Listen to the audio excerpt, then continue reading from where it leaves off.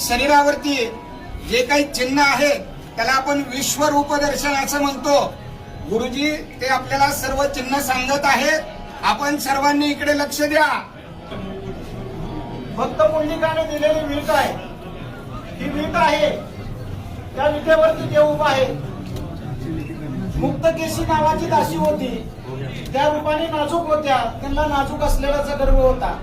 ज्यावेळेस या ठिकाणी देवाच्या दर्शनाला आले त्यावेळेस त्यांच्या मनामध्ये असा भाव निर्माण झाला की मी देवाच्या पायावरती डोकं कसं टेकवं। त्यांनी देवाच्या पायावरती दर्शन न घेता करंगळी शेजारचं बोट या ठिकाणी लावलेलं आहे, डाव्या पायाला या ठिकाणी बोट उठलेलं आहे आणि त्यांचा गर्भधारण झालेला आहे।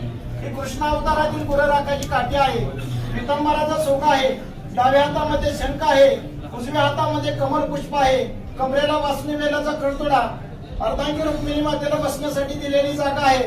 ब्रह्मदेवाचे जन्मस्थान नाभी कमल, भृगुर्षिणी लात मारली मुकुलांचल, गळ्यामध्ये कस्तूप मणी आहे, मकर आकार कुंडले आहेत, शिव आकार मस्तक आहे। कुंडली